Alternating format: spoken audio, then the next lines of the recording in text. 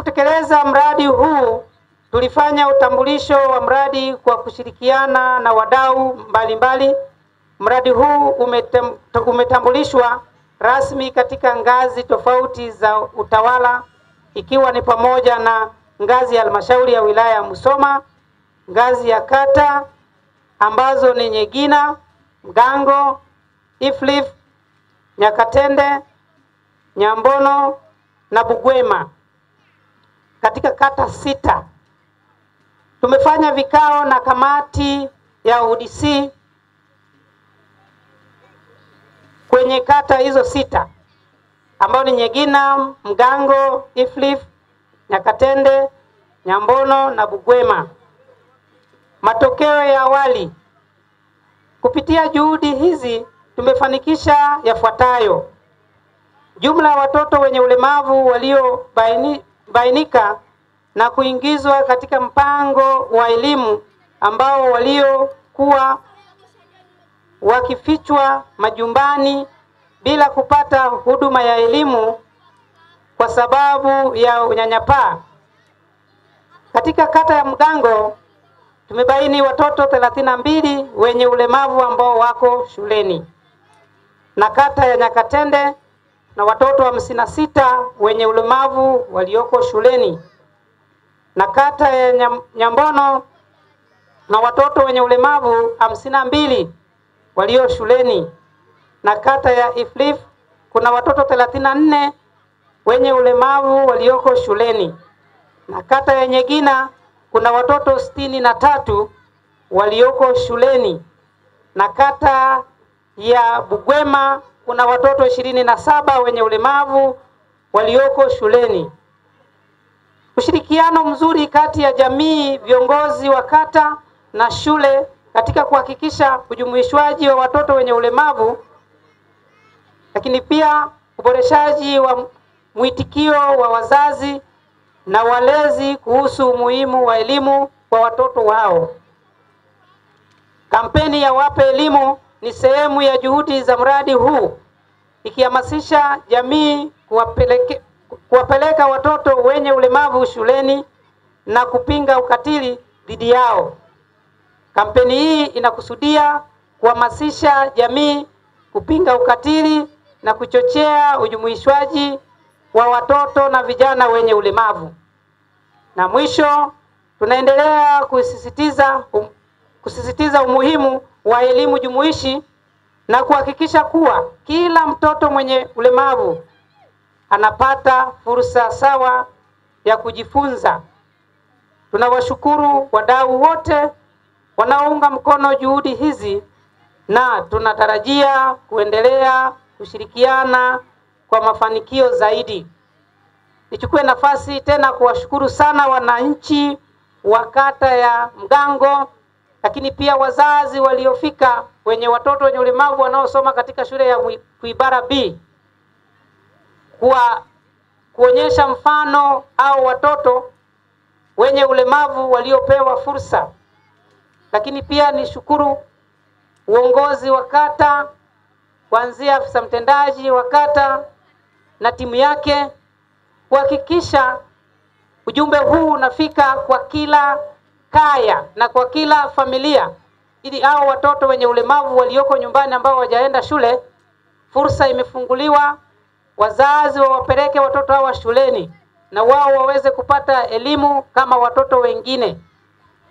Baada ya kusema hayo, labda tu nimkumbushe watu wa afya kwamba walipokuwa wakitoa mada yao, kuna eneo moja ambao ni muhimu sana kwa wazazi wanaokuwa wajawazito pindi pale wanapopata ujauzito. Lakini pia eneo la pili ni kutotumia dawa sahihi. Kuna dawa ambao wazazi hao ambao wanapata ujauzito wanapewa awali pale mimba inapokuwa changa, inaitwa folic acid. Dawa hii watu wengi wanakwepa kuitumia kwa sababu ya harufu yake mbaya. Hao wazazi wanapopewa hospitalini, wanafika nyumbani wanazitupa vunguni. Na hii dawa ni ya muhimu sana sana sana mimba inapokuwa katika umri mdogo, kutengeneza viungo vya binadamu. Ukipuzua kutotumia dawa hii vizuri, matokeo yake unaweza kuzaa mtoto ana kiungo kimojawapo katika mwili wake. Kwa hiyo niwasisitize sana wazazi, pale tu mnapokuwa mnajisi mna ujauzito, mnapoenda hospitalini mkapewa dawa, tumieni kwa usahihi. Baada ya kusema hayo, niwashukuru sana sana sana mliohudhuria hapa. Mmefanya shughuli yetu hii imekuwa na manufaa makubwa. Niwashukuru pia wazazi waliotoa ushuhuda. Ni kweli kabisa walichowaeleza ni cha ukweli. Mimi pale kituoni tuna watoto 75 wanaokaa pale. Wapo wa ulemavu wa aina 3. Tuna viziwi, tuna wenye ulemavu wa akili na wenye ulemavu wa viungo. Wale wenye ulemavu wa viungo wanafanyiwa mazoezi pale. Baada ya mazoezi wanaanza kwenda shule. Nina ushuhuda, tunaletewa watoto. Mtoto anaweza akaletwa ni wakulisha, lakini tunapokaa naye baada ya muda anaweza kujitegemea mwenyewe, atakula mwenyewe, ataenda choo mwenyewe. Kwa hiyo niwaombe wazazi, niwaombe sana, usimkatie tamaa mtoto eti wa kwako labda ni zaidi ana ulemavu mkubwa mno. Hakuna ulemavu mkubwa. Ukishampeleka shule, walimu wanajua, walishafundishwa namna ya kusaidia hawa watoto. Na waomba sana wazazi, ingawaje naomba niwaseme kidogo wa baba. Akina baba, mama akishajifungua mtoto mwenye ulemavu wowote, baba anaanza kumuuliza, umemtoa wapi? Wakina mama mnanisikia? Hayo maswali yamuulizwe na waume zenu. Eti umemtoa wapi? Wewe unaweza ukatoa mtoto wapi? Mtoto si mnamtengeneza wote wawili? Wakina baba, chonde na waomba sana, pokea zawadi yoyote Mungu anayokupa. Sio kwamba uanze kusema kwetu hamna watoto wa hivi. Sawa, hawapo, lakini ametokea kutokana na mazingira fulani mlioyapitia. Labda mama ulimpiga mno akiwa mjamzito, mpaka mtoto akakoswa hewa humo ndani, anatoka na ulemavu wa akili. Kwa hiyo naomba wababa, na waomba hata hapa tu kiangalia, wakina mama ndio wapo wengi, maana wale watoto wenye ulemavu ni wa mama, ndio maana wameitikia. Naomba wakina baba tushirikiane na wake zetu kuwahudumia hawa watoto. Tuwatafutie shule, waende shuleni.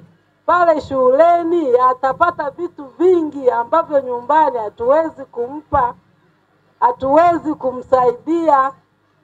Hao wamama hapo wametoa ushuhuda. Mtoto ameshaweza, alikuwa hawezi kukutana na watu, sasa hata kwenye umati hapa amesimama.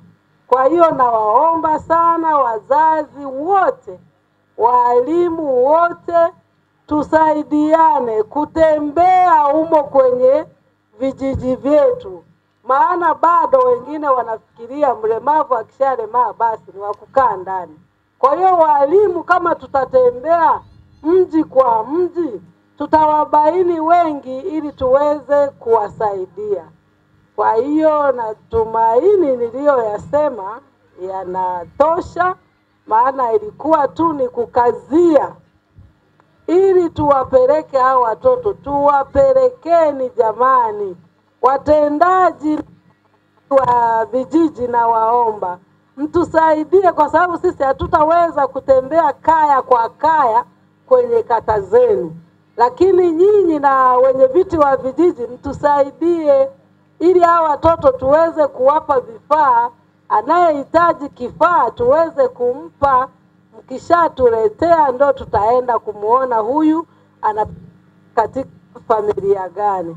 Kwa hiyo tunaomba sana wenye viti, mabalozi, watendaji, basi wote tuweze kushirikiana ili tufanikishe zoezi hili la kusaidia watoto wetu wenye mahitaji maalum.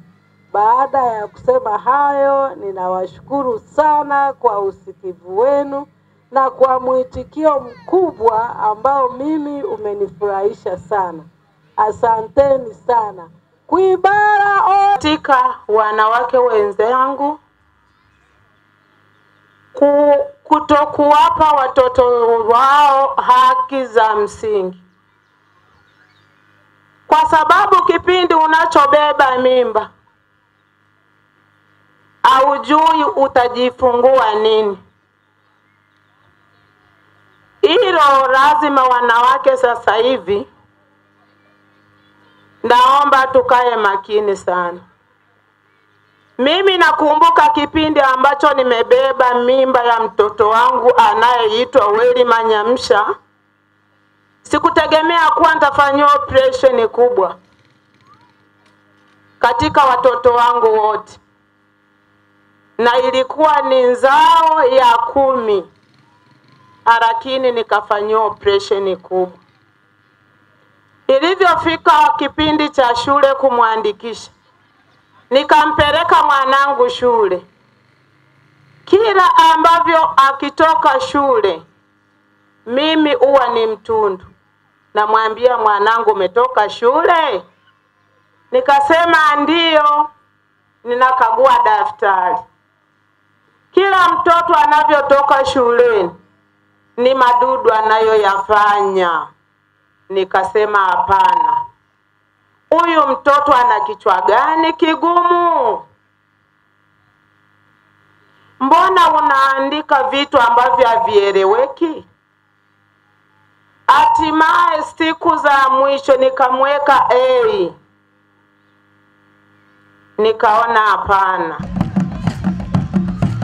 Walimu wakawa wanajitahidi kadiri ya uwezo wao, lakini hamna, ikuwezekana.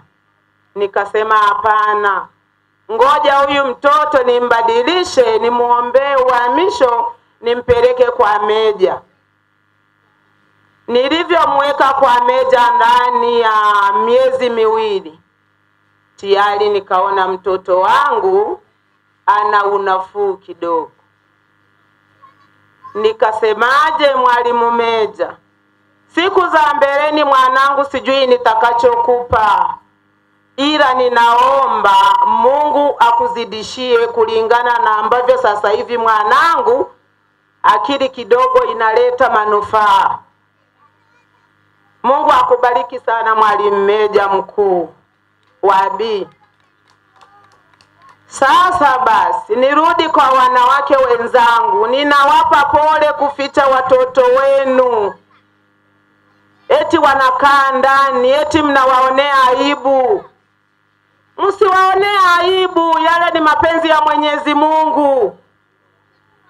Mzazi kama mzazi unazaa zao mpaka 12.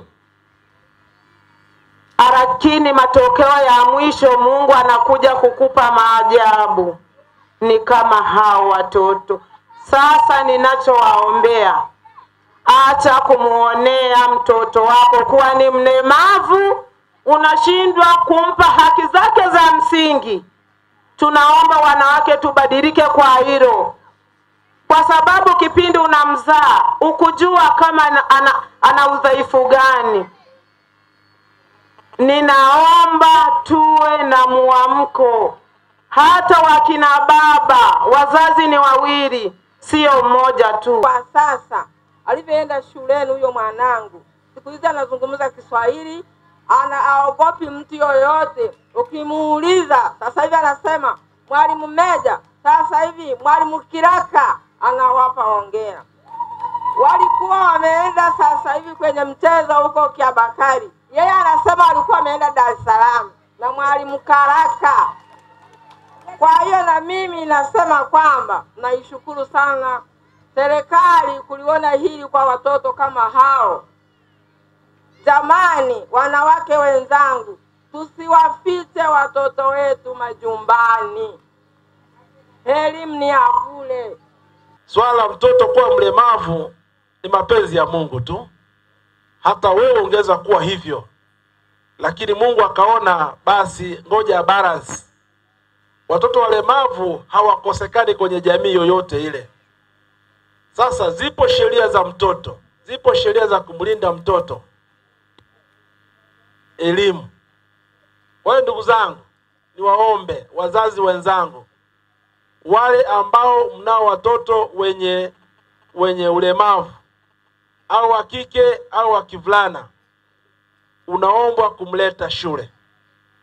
Niwaombe watendaji wa kata, ili sasa ni watendaji wa kata wote 21, nendeni muainishe watoto hao kwenye kaya zenu.